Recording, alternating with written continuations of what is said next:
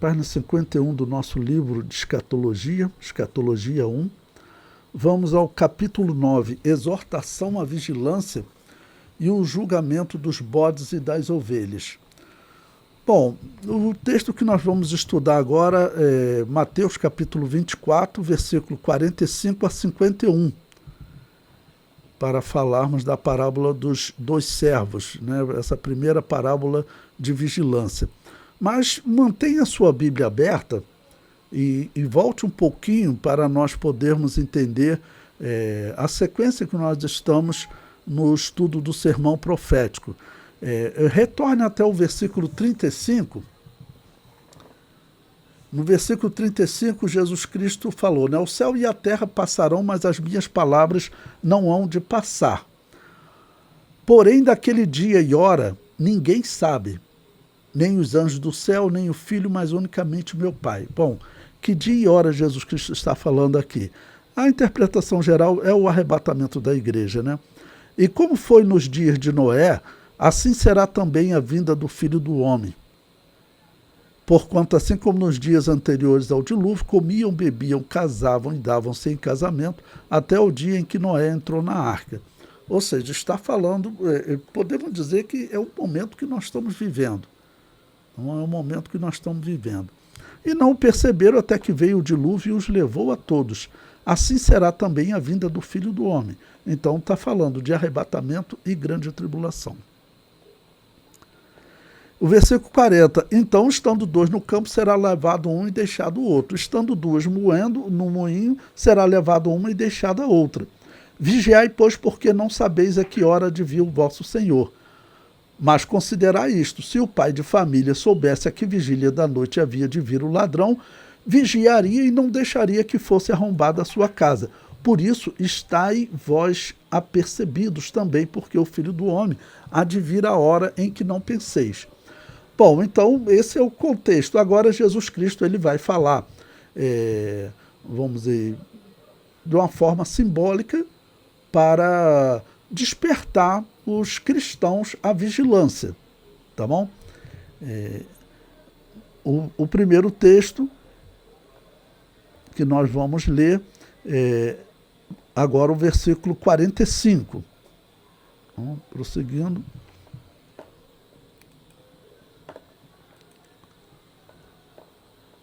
Que é a parábola dos dois servos. Mateus.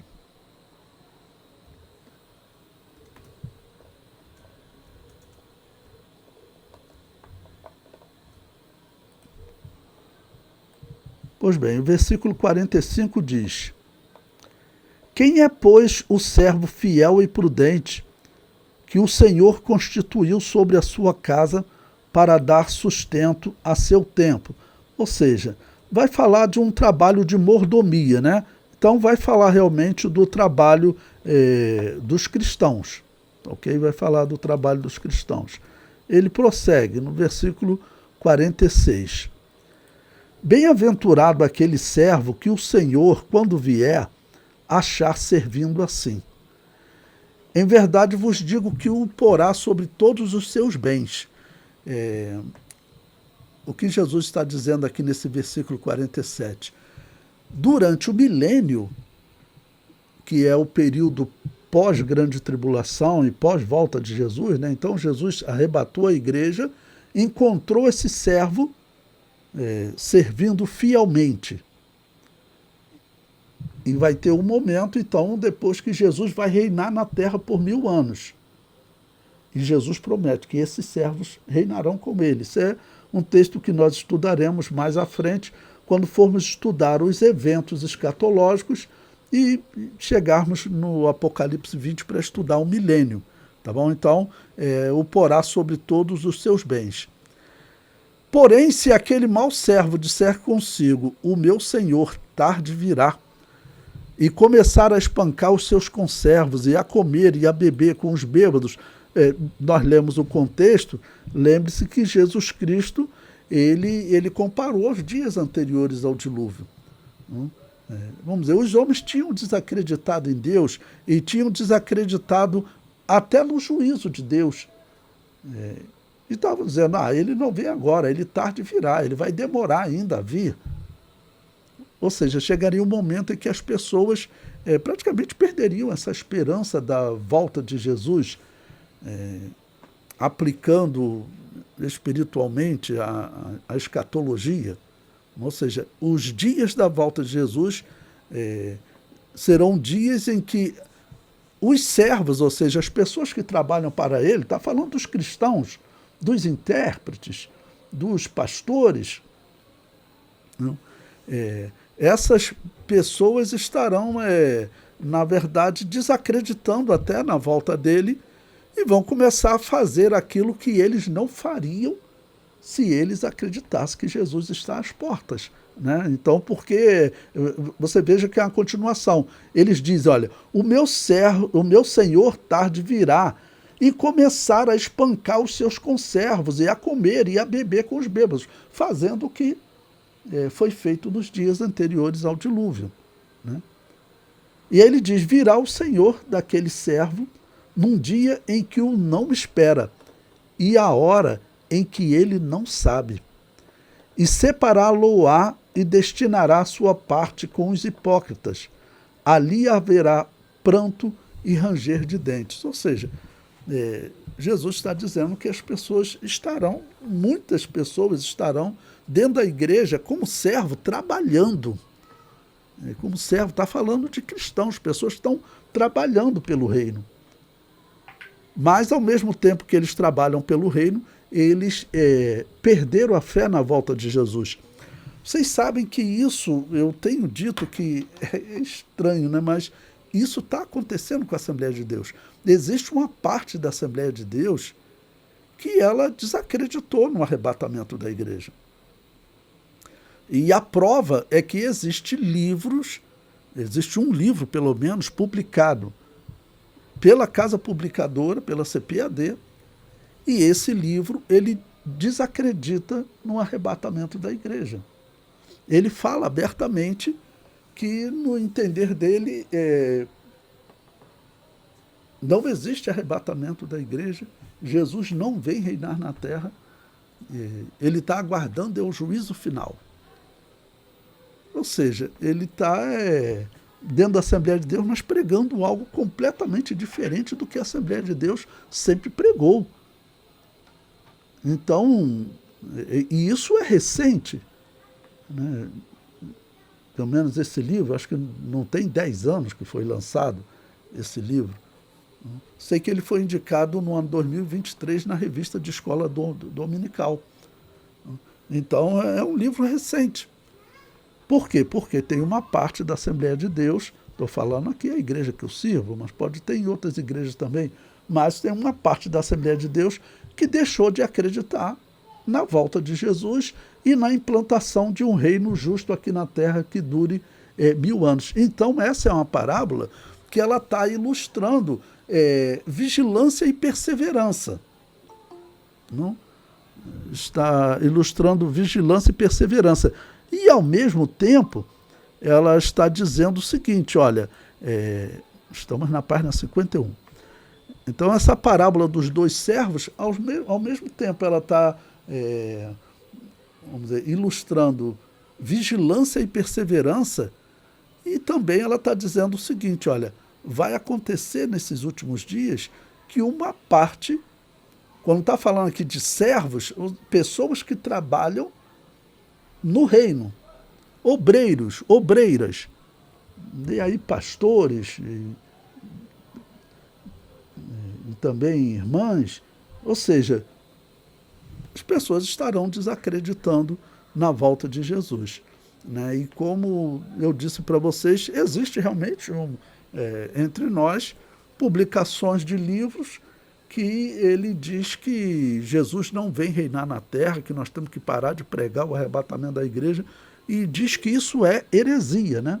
Então, inacreditável. Bom, o comentário, aí estamos no número 1 do material didático, né? A parábola dos dois servos. Fizemos a leitura de Mateus 24, versículo 45 a 51. Agora o comentário diz: o servo prudente simboliza o cristão que serve a Deus corretamente. este é bem-aventurado, e Deus o colocará para governar o mundo, como eu disse, durante o milênio.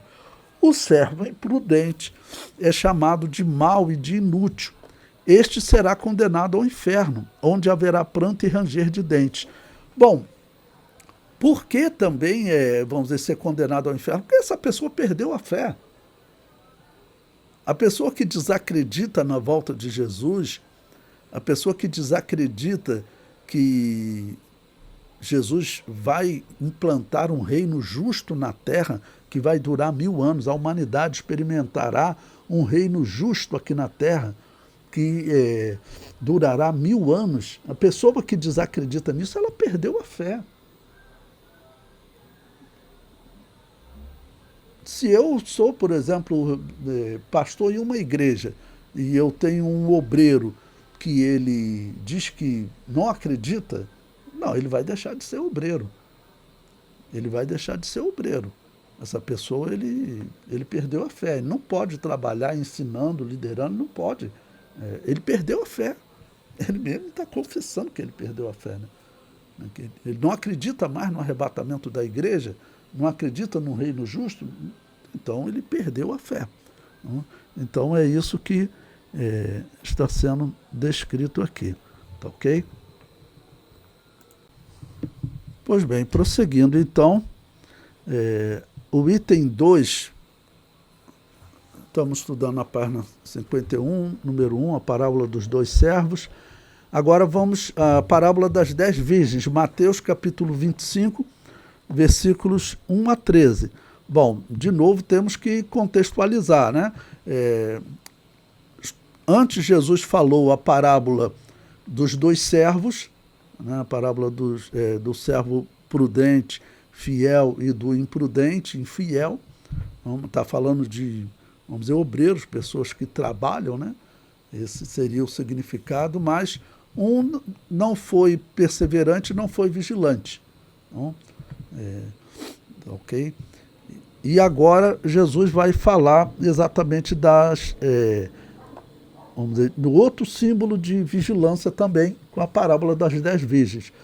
E lembrando que o contexto anterior, também lembrando, ele estava falando diretamente do arrebatamento da igreja. No versículo 42, vigiai, pois, porque não sabeis a que hora há de vir o vosso Senhor. Ele está falando para a igreja. Então, agora, ele vai falar essa parábola. Então, Mateus capítulo 25, nós estamos sempre fazendo a leitura, né, para vocês poderem acompanhar. Então, abra a sua Bíblia, Mateus capítulo 25. Vamos ler do versículo 1 até o versículo 13. Diz assim: Então o reino dos céus será semelhante a 10 virgens, que, tomando as suas lâmpadas, saíram ao encontro do esposo. E 5 delas eram prudentes e 5 loucas. As loucas, tomando as suas lâmpadas, não levaram azeite consigo. Bom, vamos dar uma parada aqui. Então, nós estamos vendo mais uma simbologia de vigilância, ok? E perseverança. Então, observem, essa parábola que Jesus está falando, ela ilustra o momento do casamento, né? Tanto que o noivo vai chegar, né? Vai entrar para as bodas. Ok? E como era feito o casamento em Israel? Claro, não havia luz nas ruas, nem não havia nem carro, né, para levar, não havia ruas, haviam caminhos que as pessoas andavam. Então, normalmente, o casamento era feito à noite, na casa da noiva. O noivo fazia um cortejo, né, com luzes, lamparinas, tochas. Não? E, normalmente, as amigas da noiva acompanhavam o cortejo do noivo. Isso é interessante porque vai até influenciar, vamos dizer, porque a noiva via sinais, né, de que estão vindo luzes lá. Não? Então, era o noivo e as virgens, amigas dela.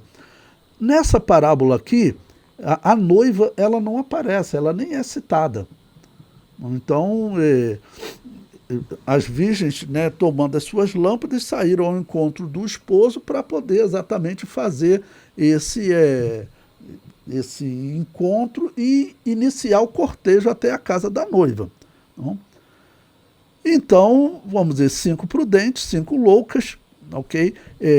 As loucas, tomando as suas lâmpadas, não levaram azeite consigo. Vamos considerar que uma das coisas difíceis de calcular era a hora lá nos dias, né, do Novo Testamento, naquele período, no tempo bíblico, né? Eles faziam normalmente ao entardecer, ok? Ao pôr do sol nós nos encontramos. Aqui no Brasil tem uma situação parecida, lá no Pará, eu tive lá em Belém do Pará, é verdade mesmo, né? Não, o treinamento termina com a chuva. A hora do treinamento terminar era quando a chuva terminasse, que as pessoas iam para casa, né? Todo dia à tarde chove lá, então eles falam depois da chuva. Era a hora que eles marcavam. E nos dias do Novo Testamento também era algo parecido. Normalmente eles faziam com o cair do dia, né? Então, ao pôr do sol nós nos encontramos, tá, ok? Mas isso às vezes podia ter problema, ainda mais casamento, né? Pode acontecer algum problema e quer dizer, elas deveriam ser prudentes para qual o tempo que o noivo levaria para chegar lá, para elas poderem ter lâmpadas, luz para poder participar do cortejo, né? Bom, o versículo 4. Mas as prudentes levaram azeite em suas vasilhas com as suas lâmpadas. Então, aqui, quando está falando de prudente e imprudente, e lá falar de servo fiel e infiel, né, servo vigilante e não vigilante, é uma ilustração, tá bom, de vigilância e perseverança, mas uma ilustração de vigilância. Então, aqui 5 prudentes, né, 5 vigilantes, levaram azeite em suas vasilhas com suas lâmpadas. O versículo 5. E tardando o esposo, tosquenejaram todas e adormeceram. Mas à meia-noite ouviu-se um clamor. O noivo, né, demorou, né? À meia-noite ouviu-se um clamor. Aí vem o esposo, sai-lhe ao encontro, exatamente para elas participarem do cortejo e chegar na casa da noiva, né? Então todas aquelas virgens se levantaram e prepararam as suas lâmpadas. Não? E as loucas disseram às prudentes: dai-nos do vosso azeite, porque as nossas lâmpadas se apagam. Mas as prudentes responderam, dizendo: não seja caso que falte a nós e a vós. Ide antes aos que o vendem e comprai-o para vós. Não? O versículo 10. E tendo elas ido comprá-lo, chegou o esposo. E as que estavam preparadas entraram com ele para as bodas, e fechou-se a porta. E depois chegaram também as outras virgens, dizendo: Senhor, Senhor, abre-nos a porta. E ele respondendo disse: em verdade vos digo que vos não conheço. Vigiai, pois, porque não sabeis o dia nem a hora em que o Filho do Homem há de vir. Esse texto, irmãos, até uma coincidência interessante, ontem na aula de Apocalipse, nós estávamos falando desse texto, né? Esse texto eu vejo como um sinônimo de vigilância. Eu vejo como um sinônimo de vigilância. E você pode aplicar tanto à igreja quanto a Israel. Mas é uma parábola de vigilância, como eu disse, a noiva ela não aparece aqui na parábola. A noiva mesmo, aquela que está, vamos dizer, se casando, ela não aparece na parábola. Então, as amigas dela é que aparecem, as virgens, aquelas amigas que ainda não tinham casado, elas participavam, é o que hoje chama de padrinhos, né, e madrinhas. Não tem sempre, só que hoje não são sempre virgens, às vezes são casados já, que eles acabam sendo padrinho ou madrinha. Mas nos dias da Bíblia, no tempo bíblico, normalmente eram as virgens, as amigas da noiva que ainda não tinham casado. Elas é que participavam desse cortejo. Então o foco da parábola né, como está nas amigas da noiva. Então eu vejo como uma parábola de vigilância. E que aplica a nós, agora, né, na parábola anterior dos dois servos, também está ilustrando vigilância, prudência, e isso ilustra tanto a pessoa que maltrata o seu semelhante, como Jesus falou, né? O servo disse, o Senhor tarda a vir, eu vou começar a maltratar os outros servos, né? Vou começar a tratar mal as pessoas, ou seja, esqueceu o seu compromisso cristão. Tá bom? E aqui, vamos dizer, como o azeite, ele tem uma simbologia ligada, vamos dizer, à unção que nós recebemos do Espírito Santo, então ele acaba representando o nosso viver diário com Deus. Eu vou fazer um comentário com vocês que é até um pouco chato e quase antiético, né? Mas assim, existe, irmãos, um problema, às vezes, no ministério, que as ovelhas devem orar muito por isso. É o problema ligado ao poder. E, às vezes... Pastor, pode falar a página para mim, por favor, que eu cheguei agora do serviço. Pois bem, retornando então, eu estava falando para vocês uma questão até delicada, que às vezes acontece naqueles que estão no poder, na liderança, no administrativo, em que a pessoa se concentra tanto em questões administrativas que ela esquece ou não dá devida atenção, tá bom? A questões espirituais. A pessoa virou um administrador, e esse é um risco que, vamos dizer, às vezes aqueles que estão na liderança da igreja passam, e eles estão envolvidos realmente em tantas questões administrativas que acaba que isso, vamos dizer, afeta de uma certa maneira a vida espiritual dele. E se a pessoa não vigiar, ela acaba se tornando uma pessoa até assim fria no trato com o irmão e acabar maltratando o irmão, como se a igreja fosse uma empresa. E aí você começa a tratar mal, às vezes, as pessoas, né, dentro da igreja, né, ou seja, as pessoas não se tratam como cristãos. Para vocês terem ideia, eu não vou dizer o nome, né, uma vez... na convenção, tinha uns pastores que às vezes criavam tanta briga, tanta coisa, né? O pastor falou, tem gente aqui, tem pastor que não é convertido, não é possível. Né?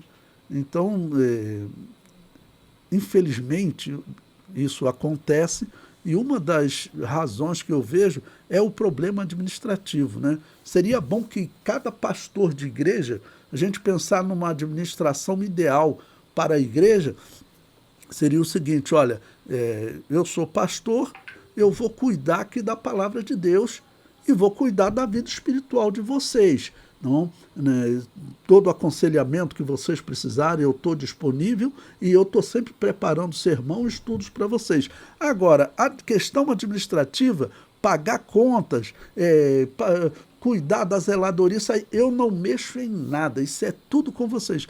A Igreja Batista, ela é um pouco assim, né?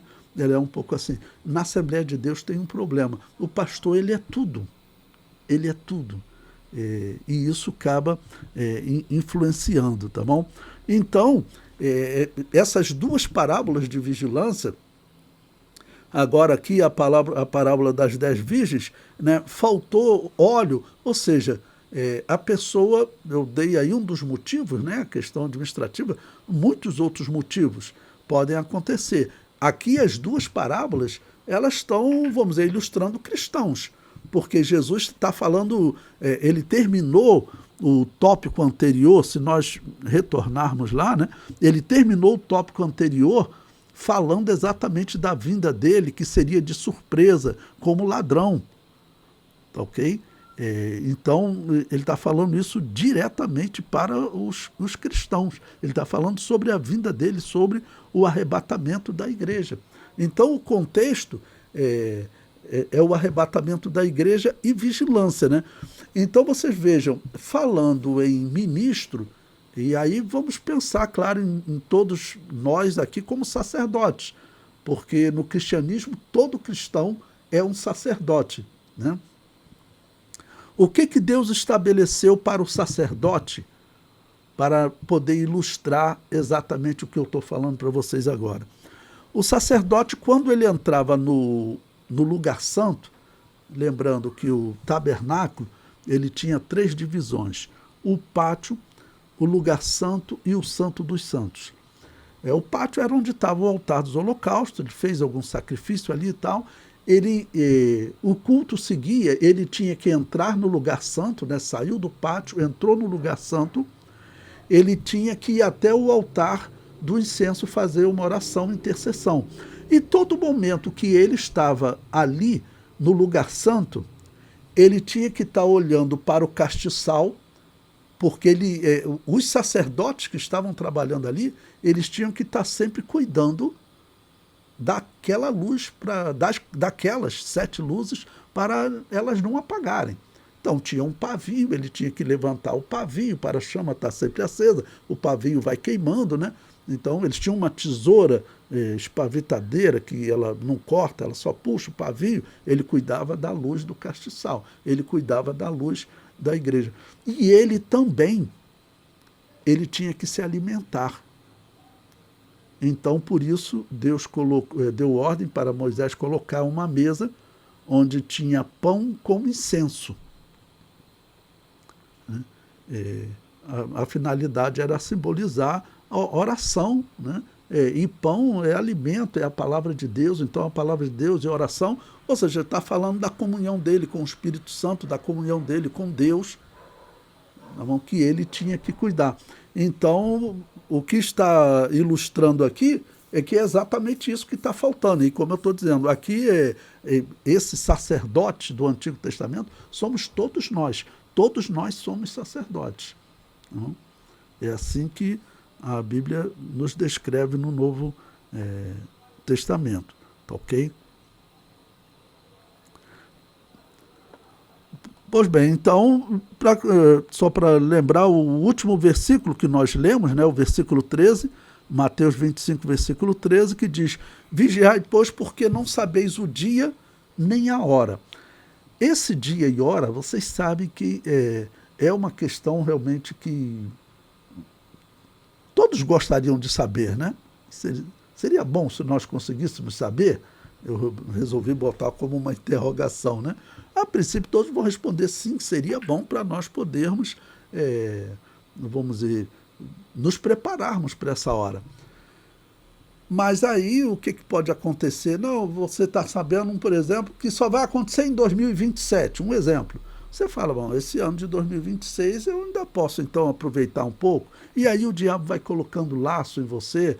O que você falou em 2025, em 2024? Aí o diabo colocaria laço para as pessoas na história, e acaba que os cristãos, o ser humano que, como diz, é humano, é limitado, né? O humano se tornou sinônimo de limitado, né? O ser humano limitado acaba que vai diminuir a vigilância e ele vai ser enganado pelo inimigo. Então, o melhor mesmo, que eu acredito, é não saber o dia e hora. É não saber o dia e hora. Mas vocês sabem, nós vamos estudar aí em alguns momentos, existem possibilidades interessantes de o que seria esse dia e hora. Por exemplo, agora, dia 2 de abril, vai ser a Páscoa bíblica, né? Às 3 horas da tarde, hora nona lá em Israel. Equivale a 10 horas da manhã aqui no Brasil. Pelo fuso horário, diferença de 5 horas, né? Tá bom? 10 horas da manhã aqui no Brasil. Vai estar completando 1997 anos da morte de Jesus. 1997 anos da morte de Jesus. Vão estar faltando 3 anos para completar 2000 anos da morte de Jesus. E também isso é uma possibilidade, né? Porque eu estou dizendo que faltam 3 anos, considerando que Jesus tenha morrido no ano 29. Essa data é uma data que a gente assume como a data mais aceita na história, mas nós não temos certeza se Jesus realmente morreu no ano 29. Pode ter sido no ano 28, no ano 27, e é mais difícil, mas pode ter sido até no ano 26. Então, por exemplo, seria ótimo, né? Agora, dia 2 de abril, 10 horas da manhã, é a hora da morte de Jesus. Então, existe a possibilidade de ser também a hora, o dia e a hora do arrebatamento da igreja. Então, essa é uma hora que normalmente é citada na história, vamos dizer, como uma esperança da hora da volta de Jesus, dia e hora. Além disso, tem o dia e hora do nascimento da igreja, porque a igreja nasceu 50 dias depois das primícias, né? 50 dias depois da ressurreição, é o Pentecoste. Então você pode pegar esse 2 de abril, dia 2 de abril, acho que vai cair numa quarta-feira, deixa eu ver. Dia 2 de abril cai numa quinta-feira, vão cair numa quinta-feira. Então, dia 5 de abril, 5 de abril de 2026, será as primícias, ou seja, vai completar 1997 anos da ressurreição de Jesus, ok? É o dia da ressurreição de Jesus, no dia 5 de abril. E se nós contarmos 50 dias depois,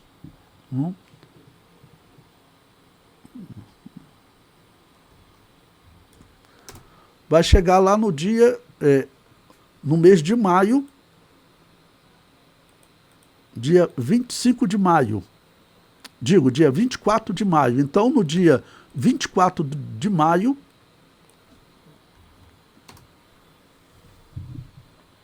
vamos dizer, é o dia que a igreja nasceu, é o Pentecostes. Dia 24 de maio é Pentecostes. E aí nós sabemos que hora que a igreja nasceu. Então, esse é um dia e hora possível. Nós sabemos que a igreja nasceu às 9 horas da manhã. O apóstolo Pedro disse, né? Não pense que esses homens estão cheios de mosto, cheios de vinho, sendo essa a terceira hora do dia. Terceira hora do dia era 9 horas da manhã, lá em Israel.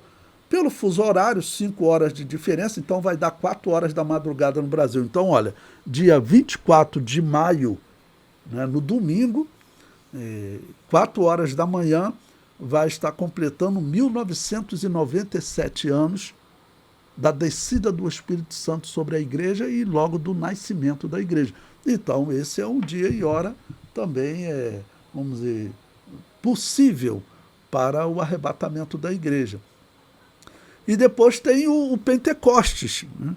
Pentecoste, que aí se você quiser saber também, é a Rosh Hashanah 2026. Ela vai cair no dia, começa no dia 11 de setembro para o dia 12 de setembro. Então, no dia 12 de setembro, é o dia do toque da trombeta. Esse não tem hora determinada. Então, por isso pode ser o dia e hora que ninguém nunca saberá. Pode até alguém saber o dia, mas a hora que Deus determinou para tocar a trombeta, tanto que eles tocam hoje 3 vezes ao dia, né? Porque eles não sabem qual a hora de tocar a trombeta. Não? Ou alguns acham até que é no dia do Yom Kippur, 10 dias depois. Não? Então, seria no dia 1º de outubro. Não? Dia 1º de outubro. Seria o Yom Kippur de 2026. Mas nós vamos realmente ficar no campo da possibilidade. Eu, pelo menos até hoje, lendo, estudando, eu não consegui pensar realmente numa possibilidade de ser exatamente esse dia, essa hora, ou esse evento. ou se são realmente um desses eventos, eu acredito que a maior possibilidade recaia sobre um desses eventos que eu falei para vocês. Poderia ser a ressurreição de Jesus também? Poderia, né? Mas eu falo mais o dia da morte, né, o Pentecostes e o dia da trombeta. Esses, para mim, seriam os mais prováveis. Pois bem, o comentário, na página 52, ele diz, né, esta parábola é um símbolo de vigilância. Observe que a noiva não aparece no texto, apenas as companheiras da noiva. Alguns erradamente acreditam que aquele homem iria se casar com 10 virgens, mas acabou casando-se com 5. Isso está errado. A noiva os aguardava na casa. As virgens não doarem azeite às imprudentes simboliza que a vigilância não pode ser doada. A porta fechada simboliza o fim da oportunidade de salvação. Essa porta, ela se fecha no dia do juízo final, aí como definitivo. Tá bom?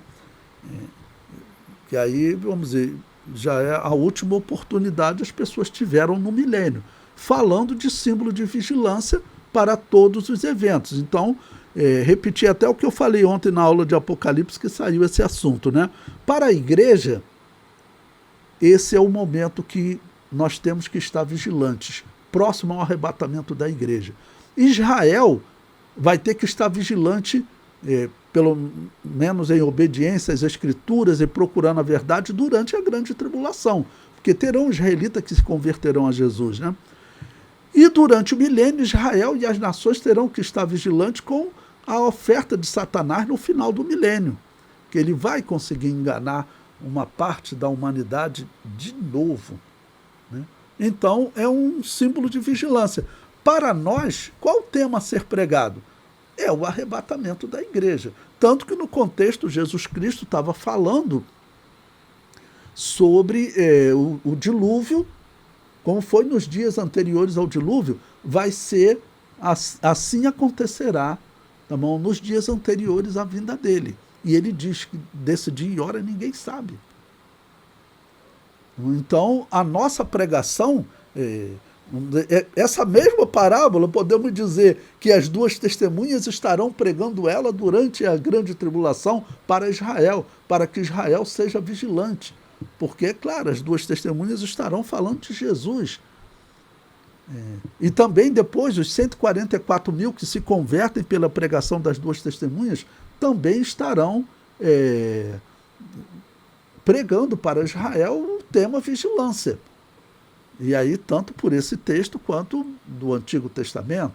Acredito até que eles usarão mais do Antigo Testamento, mas certamente usarão do Novo Testamento, porque a mensagem Jesus Cristo é o verdadeiro Messias, ele veio, morreu e ressuscitou, como estava profetizado no Antigo Testamento. Como estava profetizado no Antigo Testamento. E essa era que, desde a morte de Jesus, e nós estamos, irmãos, num momento muito especial, por exemplo, para você evangelizar um judeu. Porque você pode falar para ele, olha que coisa interessante, há quase 2000 anos, o homem chamado Jesus, ele morreu. Antes disso, ele deixou algumas profecias que não dá para dizer que foram inventadas. Não, porque existe testemunho histórico, né, até de judeus, né, que realmente Jesus Cristo existiu e deixou aqueles livros escritos. Tanto que os israelitas hoje, eu já vi rabino comentando, eles estudam os evangelhos, porque faz parte da história deles. Então é sabido que Jesus Cristo deixou uma profecia. Vamos dizer, se ele morreu no ano 29, ele deixou uma profecia que Jerusalém e o templo seriam destruídos. E foram destruídos. Essa profecia também estava em Daniel capítulo 9. Então é para o judeu sincero pensar. Vai completar 2000 anos dessa profecia de Jesus. Bom, das outras profecias que existe agora no Antigo Testamento, diz que vai chegar um momento, Deus fala, né, que olharão para mim a quem transpassaram. O que Zacarias quer dizer com essa profecia? Então, é exatamente o que os judeus fizeram com o Messias.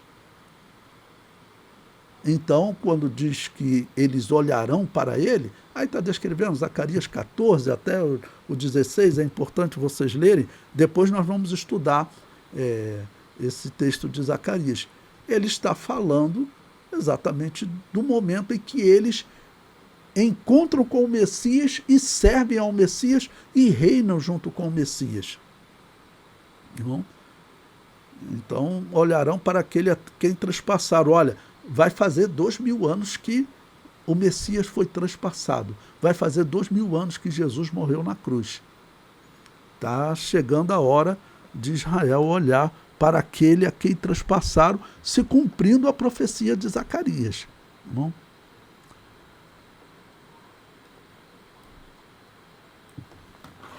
Pastor. Vamos lá, eu vou tentar responder para o irmão, até pegando uma outra parábola. O que ocorre? A questão é que essa parábola aqui, né, o irmão Roberto perguntou então que as companheiras da noiva, elas não faziam parte da noiva. Irmão Roberto, a conclusão é que essa parábola das 10 virgens, ela não está falando, não é uma ilustração de um casamento para falar do casamento entre a igreja e Jesus. E por que não é? Porque a noiva, ela não aparece na história. Então você tem que olhar para essas virgens, assim como você olhou para aqueles 2 servos. Tá bom? Aqueles 2 servos estavam representando o quê? Estavam representando vigilância. São 2 homens trabalhando para um determinado senhor. Tá ok? Estão representando vigilância. Quando chega aqui na parábola desse casamento, apesar de o que vai acontecer entre nós e Jesus é um casamento, tá ok? Mas essa festa de casamento, ela não está representando o nosso casamento com Jesus. Não é o arrebatamento da igreja. É um símbolo de vigilância. Você quer ver um outro exemplo? Tem uma parábola que ela é chamada também de parábola das bodas. Tá bom? Eu vou abrir aqui para a gente poder abrir essa parábola. Abra em Mateus capítulo 22. Abra a sua Bíblia. Em Mateus capítulo 22. Eu vou abrir aqui também.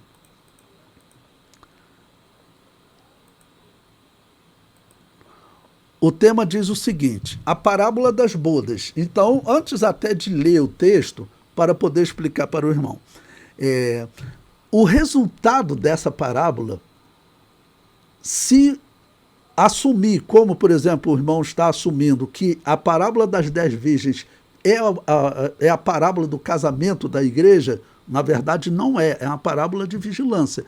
Mas eu vi... Aguarda um minuto só. Aguarda um minuto só para eu fazer a explicação que eu estou gravando. Aí depois eu te dou oportunidade novamente. Tá ok? Só para eu não perder aqui o ritmo. Né? Então o que ocorre é, se assumir essa posição, ou se alguém assumir, não vou falar o irmão, então assumir, se alguém assumir como verdadeira essa afirmação de que ali seria o casamento da igreja, eu vi uma pessoa que assumiu esse exemplo aqui de Mateus 22 como sendo o casamento da igreja. E o resultado foi catastrófico no final.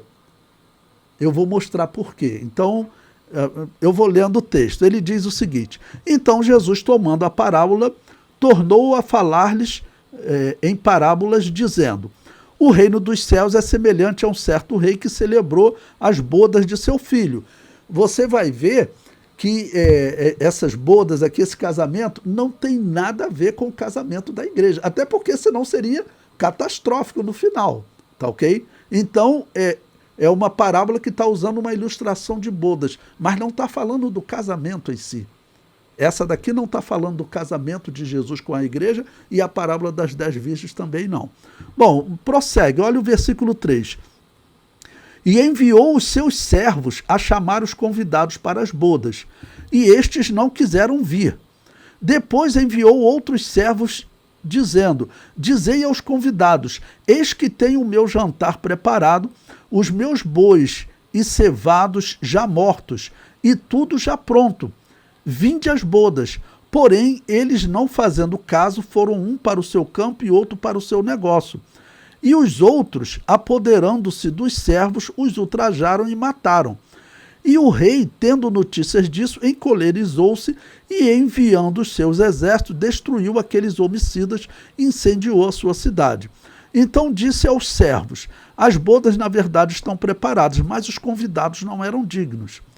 E depois a saída dos caminhos, e convidai para as bodas a todos os que encontrardes. E os servos, saindo pelo caminho, ajuntaram todos quanto encontraram, tanto maus como bons. E a festa nupcial ficou cheia de convidados. Aí, o que o intérprete fez? Ele falou: pronto, né? Chegou o momento do arrebatamento da igreja. Então, nós aceitamos e agora nós fomos arrebatados. Entramos para as bodas, né? Estamos nos casando com Jesus, fomos arrebatados. Essa era a conclusão do intérprete. Mas aí depois exatamente eu faço uma pergunta a ele, porque vai ter um resultado catastrófico. Mas prossiga, né? O versículo 11. E o rei, entrando para ver os convidados, viu ali um homem que não estava trajado com as vestes nupciais. Preste atenção, eu perguntei ao intérprete: olha só, você está dizendo que no versículo 10 as pessoas foram arrebatadas, entraram para o casamento, a igreja se casou com Jesus, recebeu corpo incorruptível, corpo eterno, né? Os que estavam mortos ressuscitaram, receberam corpo eterno. Mas agora, quando chega lá, quando essa festa está acontecendo, tá bom? Alguém lá não estava com as vestes nupciais. O que significa isso? Será que ele não recebeu o corpo incorruptível e foi parar lá? Isso não combina com a interpretação. Aí o versículo 12. E disse-lhe: amigo, como entraste aqui não tendo veste nupcial? E ele emudeceu. Disse então o rei aos servos: amarrai-o de pés e mãos, e levai-o e lançai-o nas trevas exteriores. Ali haverá pranto e ranger de dentes, porque muitos são chamados, mas poucos escolhidos. Eu falei: isso daqui não combina com o arrebatamento. E acredite, a resposta dele foi: combina. Lá nas bodas do Cordeiro vai ter gente sendo tirado de lá e jogado no inferno. Eu falei: não, isso não é possível. Mas por quê? Porque a interpretação, ele começou errado, acreditando que o fato de ter bodas aqui, de ter um casamento aqui, automaticamente é o casamento de Jesus com a igreja. Tá bom? Então, esse exemplo aqui dessa parábola, aí ajuda a entender o que é aquela parábola lá. Aquela parábola lá, ela é para ilustrar vigilância. Tá bom? E Jesus usou como exemplo a figura de um casamento, mas não estava falando do casamento da igreja com Jesus especificamente, assim como esse aqui não está falando.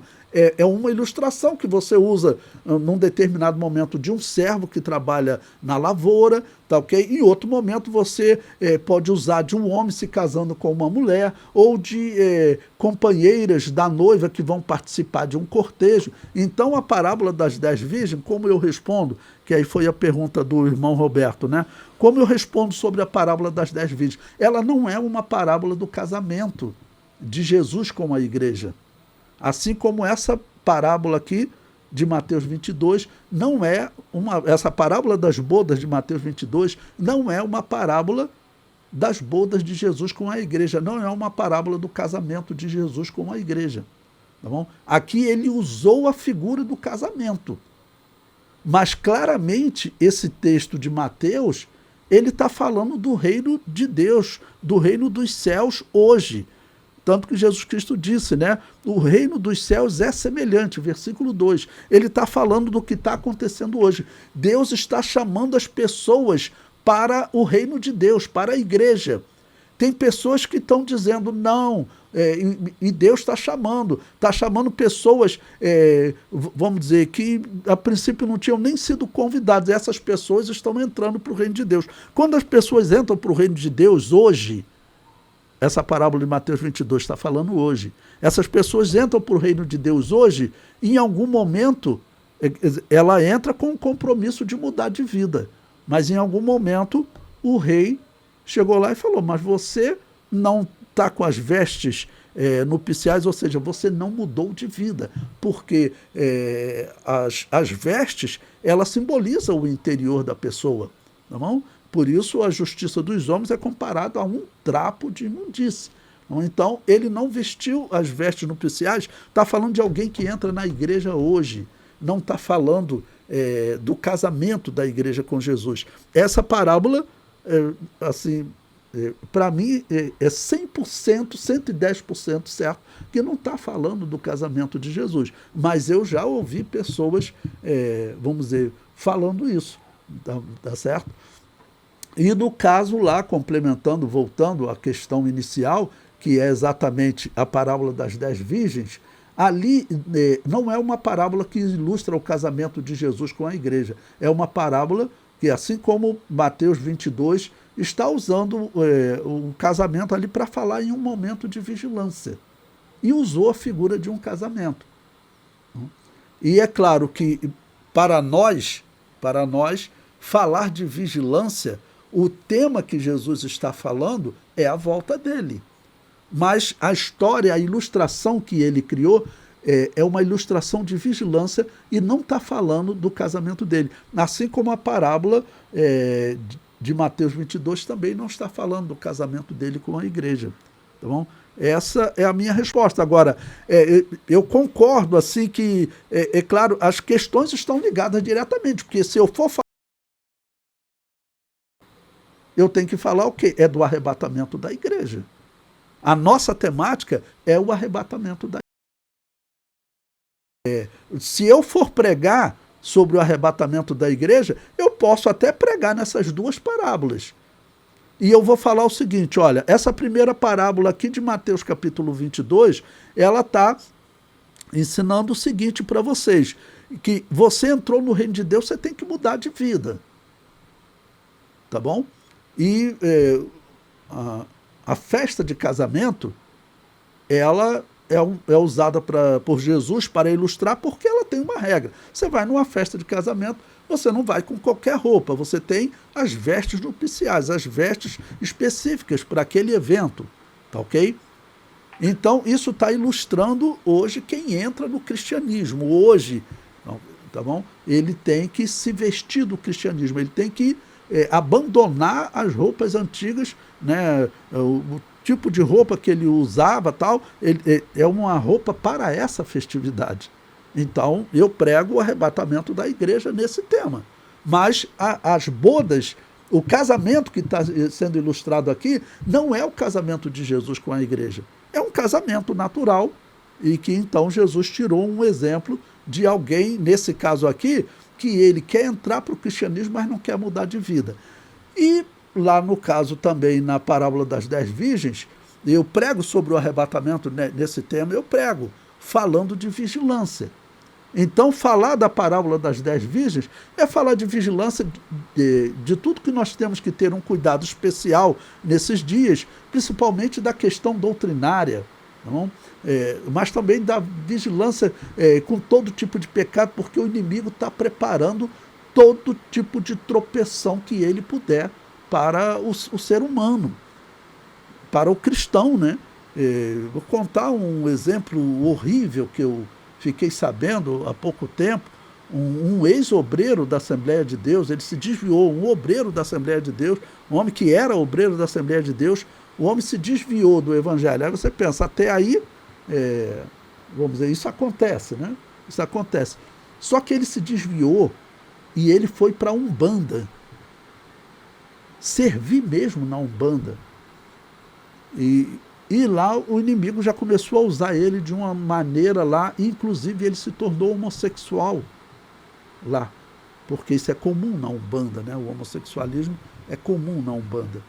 Então, você pensa num laço desse, um obreiro da Assembleia de Deus se tornar, né, uma pessoa ativa dentro de um terreiro de Umbanda e ainda ser homossexual lá.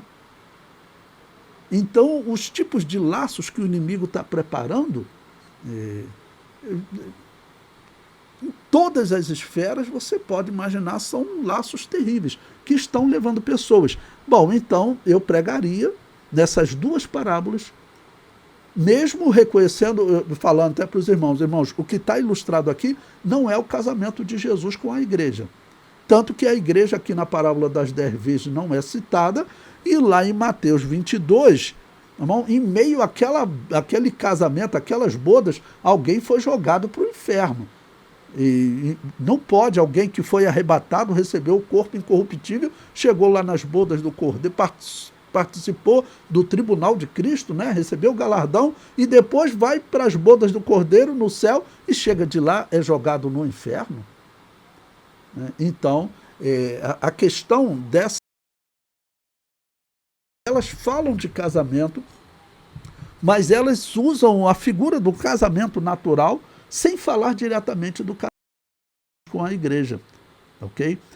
E eu concordo até que Mateus 22 é mais fácil e convencer as pessoas de que aqui não está falando das bodas do Cordeiro, porque a conclusão daquele obreiro, né, que falou isso, uma conclusão inacreditável. Não? As bodas do Cordeiro e vai ser jogada no inferno. Essa aqui é mais fácil. Já a parábola das 10 virgens não é tão fácil. Mas como a noiva não aparece na história, não? Então a questão ali é vigilância. É vigilância. E vigilância é para falar para todos nós. Para falar para todos nós. Porque, quem me conhece sabe que eu na igreja, por questão de ministério mesmo, eu sempre me dediquei mais à questão do ensino. Porque eu falei assim, a vigilância que eu preciso ter é para eu não cair naquele erro que o apóstolo Paulo disse que uma parte da igreja vai cair nos últimos dias. Qual é? O erro de pregar heresia, de apostatar da fé, porque o apóstolo Paulo disse que isso vai acontecer. E aí, quando eu fui criado também no meio de pastores, que muitos pastores, praticamente todos os pastores trabalhavam. Só tinha um pastor que não trabalhava, que era o pastor presidente. O trabalho que ele tinha que fazer, andando congregações, tudo, ele teria o mesmo problema, tinha o mesmo problema daqueles que era a falta de tempo para preparar um sermão, para estudar. Eu me virava muito para poder, vamos dizer, estudar a palavra de Deus. Para vocês terem ideia, vou contar um testemunho para vocês, né? Que eu trabalhava no Instituto Nacional do Câncer, o meu horário de trabalho era de 8 às 5 da tarde. 5 da tarde eu saía. Pegava o meu carro no estacionamento do INCA. Irmãos, tinha dia que eu chegava em casa às 8 horas da noite. 5 horas da tarde você sai ali da cidade, né? Para você, às vezes, para sair da Praça da Cruz Vermelha, às vezes ali estava tão engarrafado, você demorava 40 minutos, 50 minutos. Era uma coisa horrível. O horário normal era eu chegar em casa às 8 horas da noite. Não? Então, o que eu fazia? Dava 5 horas da tarde, eu desligava, vamos dizer, parava com todo o trabalho que eu tinha que fazer do INCA e começava a estudar. Estudava até umas 8, 9 horas da noite. Normalmente estudava até 9 horas da noite. 9 horas da noite eu saía de lá, pegava o carro, de 10 horas eu estava em casa. Em 1 hora eu chegava, eu moro em Curicica, né? Em mais ou menos 1 hora eu estava em casa. Então, foi essa estratégia que eu fiz para eu poder conseguir estudar. Mas eu via uma grande dificuldade. Então, entre os pastores, eu pensava, a possibilidade desses pastores serem enganados é muito grande, porque ele não tem tempo de estudar. Ele não tinha tempo de estudar. Mas, às vezes, saía do trabalho e ia direto para a igreja, né, e ele tinha que resolver coisa de secretaria e resolver questões de membro e subir para pregar. Às vezes, eu me lembro na congregação, ele até falou, olha, hoje alguém que vai pregar, aí vocês vão dar estudo, às vezes eu chegar na congregação, o pastor nem conseguia chegar na congregação, porque ele trabalhava, era militar e teve um problema no trânsito também, naquele dia ele não chegou na igreja, e às vezes chegava, mas tinha que sair para resolver problemas. Então, percebe? Toda essa dificuldade de tempo para poder buscar um conhecimento profundo da palavra de Deus, chegamos a uma situação horrível que você tem hoje. Infelizmente, o que eu tenho falado para vocês, a nossa revista de escola dominical, ou seja, pessoas que se formaram, né? Também, esses até de uma certa maneira tiveram tempo de estudar, mas também é feito todo um trabalho para enganar as pessoas, e acaba que a nossa revista de escola dominical tem vindo doutrinas controversas e até heréticas, vamos assim dizer. Ou seja, a igreja está sendo enganada. Não tem outra conclusão. Então, por isso, eu sempre primei muito por estudar, exatamente para não ser enganado, né? Tá certo? Não ser enganado. Então, é uma questão de vigilância. Essa parábola, eu sempre falei dela como uma questão de vigilância. Agora, é claro que se você for pregar, às vezes me convidam, pastor, vem aqui participar de uma escola bíblica, ou fazer uma pregação, vai ter uma festividade, nós queremos uma pregação nesse tema. Então, ok, então qual é o tema? Queremos que o senhor pregue sobre o arrebatamento da igreja na parábola das 10 virgens. Eu vou pregar a todo momento falando de vigilância. Então, mas também vou explicar para as pessoas, observem que a noiva, ela não aparece aqui na parábola. A noiva não aparece. Então, aqui é uma parábola de vigilância, um casamento natural acontecendo em Israel, e uma parte do casamento importante é o cortejo. É muito importante para uma virgem, né? Uma companheira da noiva, participar daquele cortejo, porque, vamos dizer, o casamento naquela época era algo muito almejado. Hoje as pessoas já não almejam, né? Muitas pessoas jovens falam em nem se casar, tá bom? Muitos realmente nem se casam. Então, hoje, a sociedade em geral, ela não está dando a importância ao casamento que deveria dar, né? Mas em Israel era algo muito importante. Então, para aquelas virgens, participar daquele evento, né, do cortejo e do casamento da sua amiga, era algo espetacular. Pois bem, então, Jesus pegou esse evento natural e uma parte desse evento, que era a participação dessas virgens, com as suas lamparinas, com o seu azeite, junto com o noivo, participar daquele cortejo e entrar para a festa.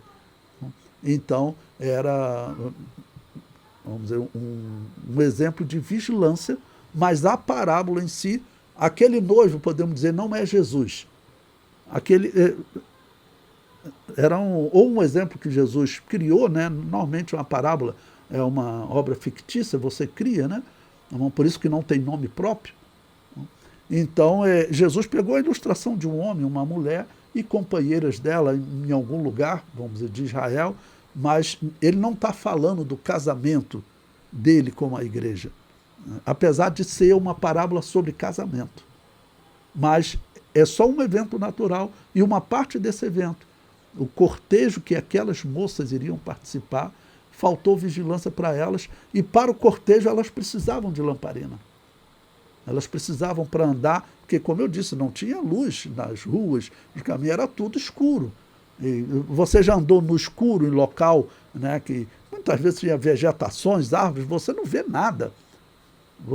Você não vê nada, então você tem que estar com a lamparina, uma luz para você poder andar. Essa é a ilustração.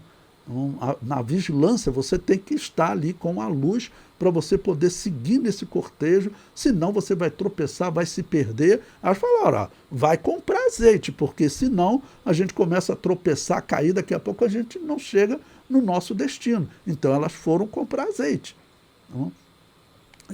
Então o que a parábola está ilustrando? Está ilustrando que nós temos que ser vigilantes, estarmos sempre, né, vamos dizer, com azeite, em comunhão com o Espírito Santo, para nós podermos ver aonde nós estamos pisando, onde nós estamos caminhando, para não cair num buraco e perder o cortejo, ok? E é claro que se for falar, e qual é o nosso destino? O nosso destino é o arrebatamento, o cortejo é chegar na casa da noiva lá, né, no exemplo. No nosso caso, é nós nos encontrarmos com Jesus e nós somos a noiva. Tá bom? Então, veja que existe uma diferença na parábola. Então, a ilustração da parábola, sempre lembrando que o tipo, ele tem semelhanças com a realidade, que é o antítipo, né? Tá bom? É assim que funciona a tipologia, a ilustração, né?